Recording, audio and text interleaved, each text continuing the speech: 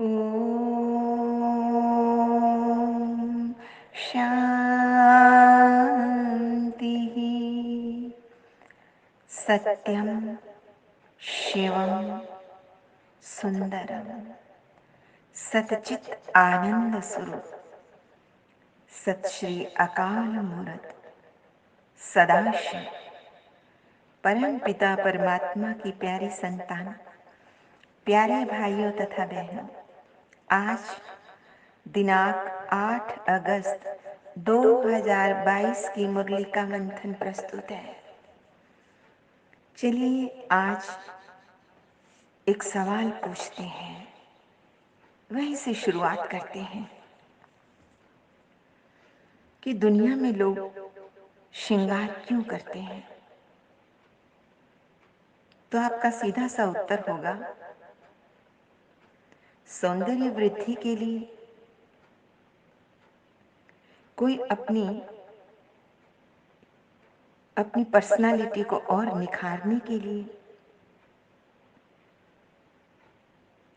अपनी डेफिशिएंसी को छुपाने के लिए भी श्रृंगार किया जाता है। और मेकअप के पश्चात विभिन्न ऑर्नामेंट से श्रृंगार किया जाता है। ये सारे श्रृंगार स्थूल हैं। थोड़ी देर के पश्चात इनका वो रूप नहीं रहता है। इसमें कोई डाउट नहीं है कि थोड़ी देर के रूप जरूर निखर जाता है, परंतु वो क्षण भंगुर है। भगवान शिव कहते हैं, मीठे बच्चे, जैसे तुम बाह्य रूप का श्रृंगार करते हो उसको निखारने के लिए, इसी प्रकार तुम बच्चों को भीतरी श्रृंगार भी करना है। ये भीतरी श्रृंगार अर्थात अपनी रूह का श्रृंगार भगवान स्वयं, वो सत्यम शिवम सुंदरम, वो आए हैं। उन्होंने एक रूहानी ब्यूटी पार्लर खोला है। वो आए हैं हमारी रूह का ज्ञान योग से सच्चा श्रृंगार करने के लिए। भगवान शिव ने बताया है, इस रूहानी श्रृंगार को बिगड़ने मत देना। तो सवाल उठता है, बिगाड़ने वाला कौन है? ये कैसे बिगड़ता है जबकि भगवान के द्वारा श्रृंगार किया गया है? तो भगवान खुद ही बताते हैं, इस श्रृंगार को बिगाड़ने वाला है देह अभिमान, बॉडी कॉन्शियसनेस। देह अभिमान से फिर कैसे मुक्त होया जाए? तो बाबा ने युक्ति बताई है, मुक्त होने के लिए तुम्हें देह से ममत्व निकालना होगा। खुद की देह के अंदर जो ममत्व है उसे निकालना होगा। अगर ये बॉडी कॉन्शियसनेस बनी रहेगी तो रूहानी श्रृंगार तो जरूर बिगड़ जाएगा। एक और चीज का ध्यान रखा जाता है, जब स्थूल श्रृंगार भी करते हैं तो उस समय कैसे बैठना होता है? बिल्कुल स्थिर।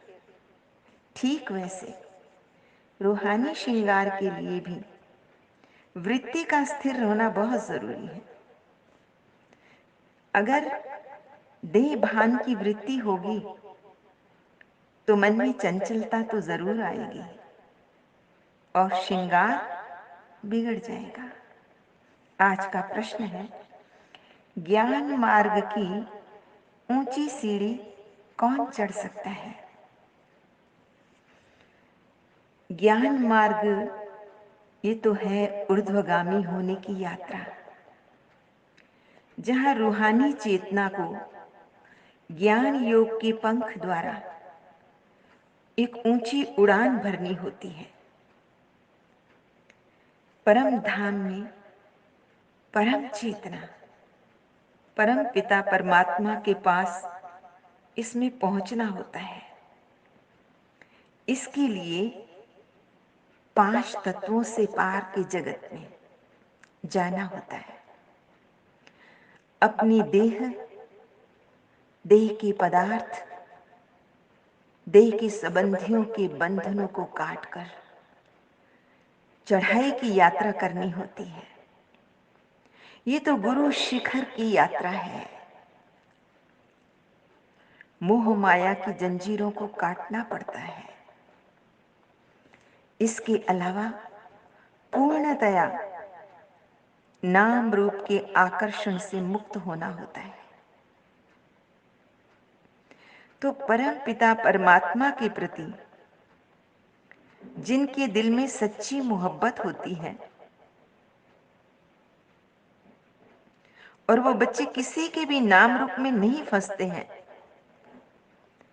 वे ज्ञान मार्ग की रूहानी सीढ़ी चढ़ जाते हैं। पर जो बच्चे किसी के भी नाम रूप में फंस जाते हैं, उन्हें ये बीमारी लग जाती है नाम रूप की, तो सीढ़ी नहीं चढ़ सकते।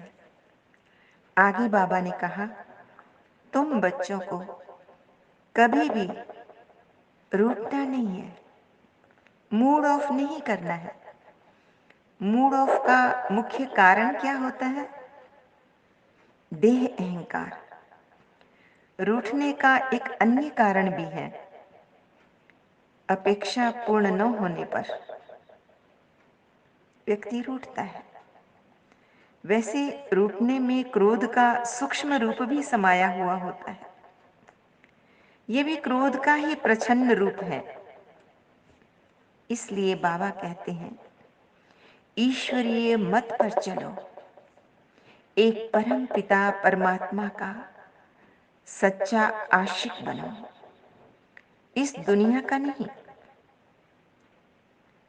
राजा जनक की भांति राज ऋषि बनकर, विदेही बनकर, घर गृहस्थ में रहते हुए कर्म योगी बनकर रहना है।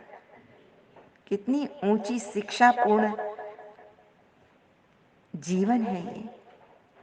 तो चलिए कुछ क्षण परम पिता परमात्मा की सच्ची आशिक बनकर बैठते हैं, उसकी याद में, रूह में स्थित होकर अपना ही श्रृंगार करते हैं एक परमात्मा गीत के साथ। आवाज से परे, मधुर साज से भरे, अंदाज में बुलाए बाबा पुकार के, बच्चे आओ, बच्चे आओ। सितारों से दो, सितारों का जहां, रहता परम सितारा बेहद सुकून वहाँ। बच्चे आओ, बच्चे आओ। नूर समंदर दिखता सुंदर, लहराए निरंतर आनंदित अंतर, मौजों की मौज लेने का है समा, वो प्रेम डोर से खींचे वहाँ। जी भर निहार के लिए पंख प्यार के हम उड़ चले, उड़ चले, उड़ चले। आवाज से परे, मधुर साज से भरे, अंदाज में बुलाए बाबा पुकार के, बच्चे आओ, बच्चे आओ।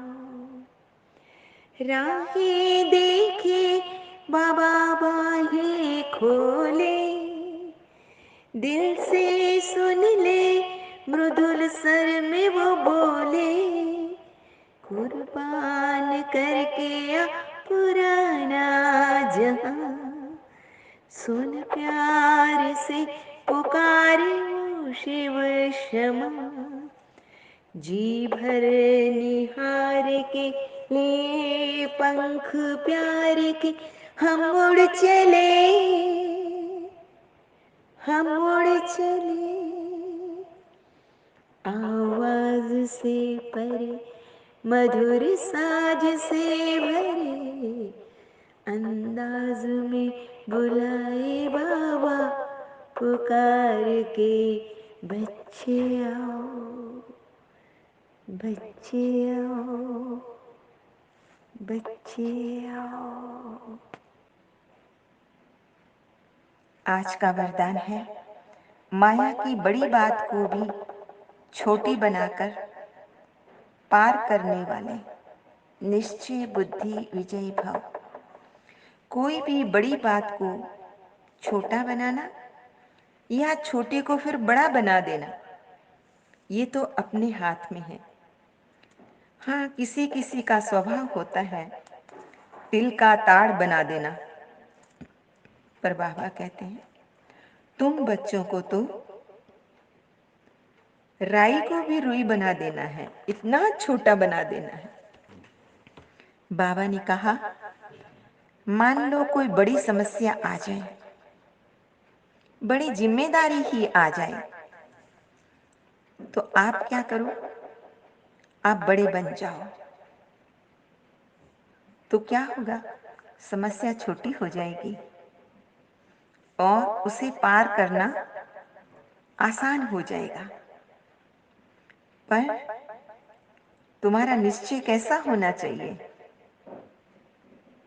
निश्चय अंगद के समान दृढ़ होना चाहिए, मनस्थिति अंगद के समान होनी चाहिए।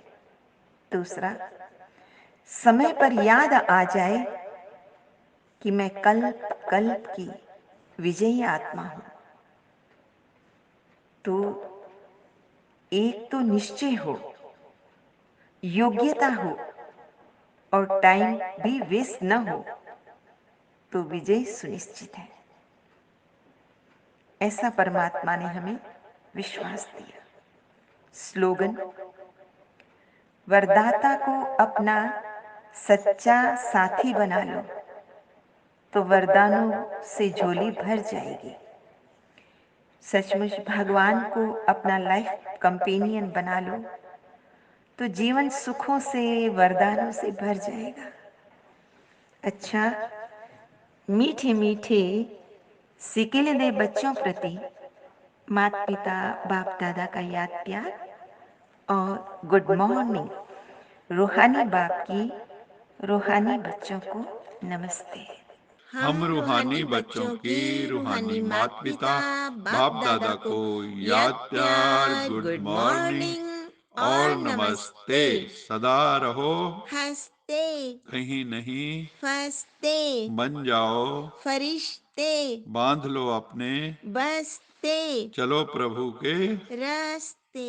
वाहेगुरु जी का खालसा, वाहेगुरु जी की फतेह। बोल साचे दरबार की जय। लोका समस्ता सुखिनो भवन्तु, लोका समस्ता सुखिनो भवन्तु, लोका समस्ता सुखिनो भवन्तु। ओम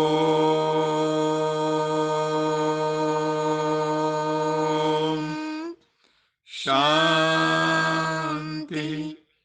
शांति